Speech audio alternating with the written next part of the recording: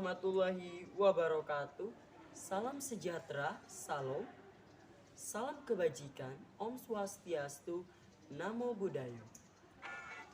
Yang kami hormati, Dewan Juri, serta insan yuris yang berbahagia. Perkenalkan, kami dari kelompok Hans Carlsen dengan saya sendiri atas nama Habib Rijiksia sebagai pembicara pertama yang akan mendudukan mosi dalam ranah akademik konseptual dan memberikan kondusif, serta teman saya atas nama Muhammad Ubaidillah Faki sebagai pembicara kedua yang memperjelas dalam ranah yuridis normatif, serta teman saya atas nama Yasmin Nawal sebagai pembicara ketiga yang akan memperjelas dalam ranah sosiologi empiris dan studi komparatif. Mosi perdebatan kali ini adalah legalisasi pernikahan beda agama di Indonesia, dan kami, kelompok Hans Carlsen, menyetujui mosi perdebatan kali ini, yakni legalisasi pernikahan beda agama di Indonesia. Cinta tidak mengenal apapun.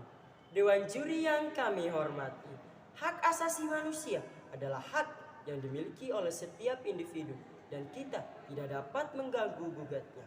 Salah satu penerapan hak asasi manusia adalah hak untuk menikah. Dan hak untuk menikah itu sudah diatur dalam pasal 28B ayat 1 pada tahun 2006. Dan apabila pelaku pernikahan beda agama tidak dapat diterima di masyarakat atau mendapatkan diskriminatif dari masyarakat di sekitarnya, mereka telah menyela Pancasila sila kelima, yakni keadilan sosial bagi seluruh rakyat Indonesia. Dewan juri yang kami hormati, maraknya pernikahan beda agama di Indonesia adalah karena dikeluarkannya pasal 35 huruf A tentang administrasi kependudukan yang menyatakan bahwa pernikahan beda agama dapat dicatat di Dinas Pencatatan Sipil apabila mendapatkan penetapan dari pengadilan negeri. Dan ini sudah ada kasusnya dan baru-baru terjadi di Surabaya. Dewan juri yang kami hormati, maraknya terjadinya pernikahan beda agama di Indonesia adalah karena sampai saat ini Negara Kesatuan Republik Indonesia tidak memiliki hukum yang jelas tentang pelarangan pernikahan beda agama.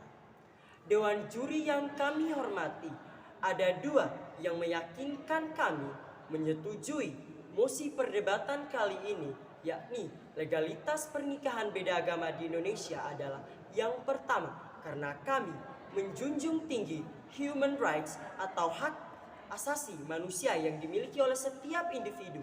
Dan yang kedua adalah karena sampai saat ini Negara Kesatuan Republik Indonesia sampai saat ini tidak memiliki undang-undang tentang pelarangan pernikahan beda agama. Untuk selanjutnya, argumentasi saya akan diperkuat atau akan diperjelas oleh pembicara kedua. Sekian, wassalam. Cum adstans testimonia rerum with overses verbes. Saat ada bukti dari fakta-fakta, apa gunanya kata-kata? Saya, Muhammad Ubaidillah Faki, sebagai pembicara kedua. Dewan juri yang kami hormati, salah satu dasar hukum pelegalan pernikahan beda agama terdapat pada pasal 16 ayat 1 tentang Deklarasi Universal Hak Asasi Manusia dan telah diumumkan oleh Perserikatan Bangsa-Bangsa atau PBB pada tanggal 10 Desember 1948 yang berisi yakni 1. Laki-laki dan perempuan yang sudah dewasa dan dengan tidak dibatasi kebangsaan, kewarganegaraan ataupun agama berhak untuk menikah dan untuk membentuk sebuah keluarga. Mereka memiliki hak yang sama dalam soal perkawinan dan soal perceraian. Dewan juri yang kami hormati, dan jika tim pro kontra menolak pelegalisasian pernikahan beda agama, apa dasar hukumnya? Sedangkan dalam undang-undang tidak ada redaksi bahasa pelarangan pernikahan beda agama dalam undang-undang perkawinan.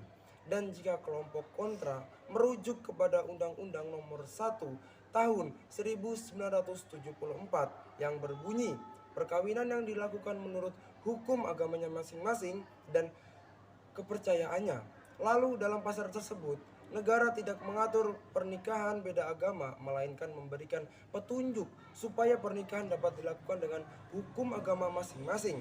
Dewan Juri yang kami hormati, undang-undang ini sudah direvisi dan ditandatangani oleh Joko Widodo selaku Presiden Republik Indonesia tahun 2019. Salah satu pertimbangan revisi ini adalah setiap orang berhak membentuk keluarga baru, dan kami dari kelompok pro merujuk pada Undang-Undang Dasar 1945 pasal 28B ayat 1 yang berbunyi setiap orang berhak membentuk keluarga dan melanjutkan keturunan melalui perkawinan yang sah. Dewan Juri yang kami hormati, menurut keyakinan Katolik, pernikahan beda agama dapat dilakukan apabila memenuhi syarat-syarat dan ketentuan agama yang berlaku dan diterima di gereja tempat dilakukannya pernikahan tersebut. Dan di dalam Islam, melakukan pernikahan beda agama dapat dilakukan laki-laki muslim dan wanita non-muslim.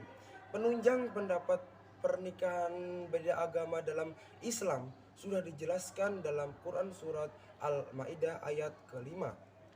Dewan Juri yang kami hormati, dengan tidak mengiyakan mosi perdebatan kita kali ini adalah sama saja tidak menghargai hak asasi manusia yang dimiliki setiap individu. Untuk itulah kami menyatakan bahwa mosi sepakat dengan mosi perdebatan kita kali ini. Dewan Juri yang kami hormati, selanjutnya argumen kami akan diperkuat oleh pembicara ketiga, yakni Yasmin Nawal. Terima kasih. Ketika dua insan bersepakat untuk bersatu, maka tidak ada penghalang yang bisa mematahkan semangat mereka untuk bersama. Saya, Yasmin Nawal Safiat, sebagai pembicara ketiga dari tim Hans Kelsen. Di sini saya akan membahas tentang sisi sosiologi, empiris, dan studi komparatif. Menurut Undang-Undang Nomor 35 huruf A tahun 2006 tentang administrasi kependudukan yang menyatakan bahwa pernikahan beda agama bisa dilakukan dan bisa dicatat di Dinas Pencatatan Sipil apabila pengadilan negeri mengesahkannya dan menyetujuinya. Seperti halnya pada kasus yang baru-baru ini pada tahun 2022 di Surabaya, di mana sepasang kekasih yang baru menikah namun beda agama yang tidak bisa disahkan atau disetujui oleh Dinas Pencatatan Sipil. Namun mereka bisa mengajukan kepada pengadilan negeri dan pada akhirnya mereka bisa menikah dalam beda agama dan bisa dicatat oleh Dinas Pencatatan Sipil. Seperti hanya ahli hukum tata negara menyatakan bahwa pernikahan beda agama itu tidak didasari oleh agama. Karena kenapa demikian? Pernikahan beda agama itu hal yang wajar, namun perasaan mereka itu sangatlah saling mencintai dan saling menyayangi.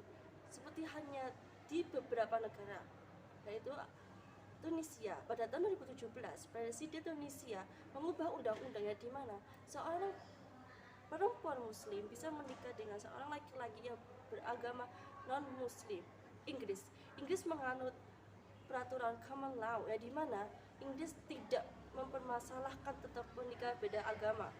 Belanda juga termasuk negara yang melegalkan adanya pernikahan beda agama. Singapura termasuk negara yang dekat dengan kita. Namun Singapura netral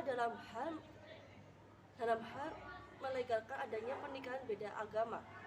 Demikian yang bisa saya sampaikan. Terima kasih.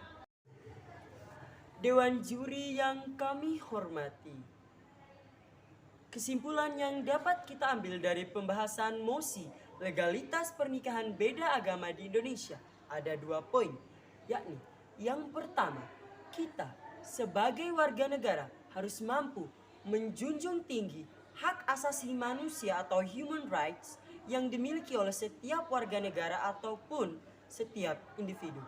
Dan negara harus mampu menyanggupi hak-hak asasi manusia yang dimiliki oleh setiap warga negaranya. Dan yang kedua adalah negara harus mampu merancang dan mengesahkan undang-undang tentang perkawinan beda agama di Indonesia secara cepat. Karena untuk sampai saat ini Indonesia belum mempunyai undang-undang yang memperjelas legalitas pernikahan beda agama di Indonesia.